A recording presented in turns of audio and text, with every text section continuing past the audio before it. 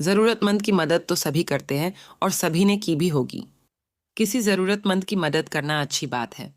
लेकिन इस कहानी में जिस तरीके से मदद की है वो तरीका बहुत ही अच्छा है और दिल को छू ले ऐसा है।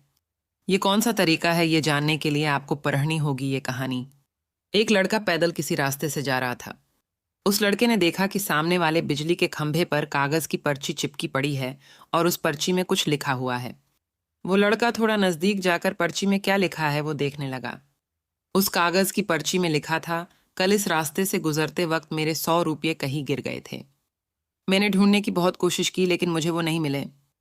कृपया इस रास्ते पर कहीं भी किसी को भी मेरे 100 रुपये मिले तो इस पते पर पहुंचा देना। पर्ची में उसका एड्रेस भी लिखा हुआ था। लड़के को ये पर्ची पढ़कर उस एड्रेस पे जाने का मन करने लगा। वो लड़का उस एड्रेस पे जाने के लिए आगे बढ़ने लगा। उस एड्रेस पे जाकर लड़के ने देखा कि वहां पर एक झोपड़ी है। लड़के ने बाहर से आवाज लगाई तो उस झोपड़ी में से एक वृद्ध औरत लाठी के सहारे बाहर आने लगी। लड़के को पता चल गया कि वो वृद्ध औरत सिर्फ अकेली ही इस झोपड़ी में रहती है। वो लड़के ने उस वृद्ध औरत से कहा कि माँ जी, आपके 100 रुपये जो गिर गए थे वो मुझे मिले हैं। ये रहे आपके 100 रुपये। उस लड़के की बात सुनकर वो वृद्ध औरत रोने लगती है और कहती है कि बेटा, अब तक करीब 15-20 लोग मुझे 100 रुपये देकर जा चुके हैं। बेटा, मुझे ठीक से दिखाई भी नहीं देता है और मुझे पढ़ना लिखना भी नहीं आता है। पता नहीं किसने मेरी ऐसी हालत देखकर मेरी मदद करने के लिए ऐसा किया है। लड़के ने 100 रुपये रखने के लिए कहा, पर वो वृद्ध औरत नहीं मानी।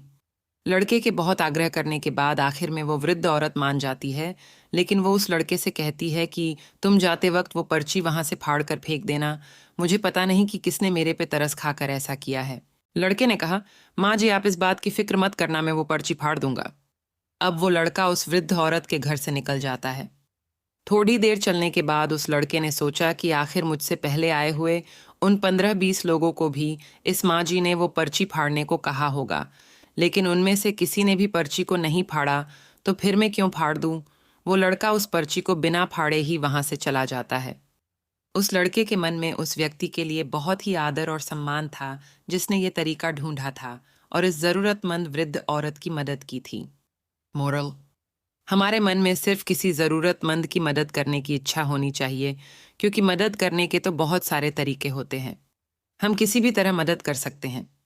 अगर आपको हमारी कहानी अच्छी लगी हो तो अपने दोस्तों के साथ भी शेयर कीजिए और कमेंट में ज़रूर बताइए कि कैसी लगी हमारी स्टोरी।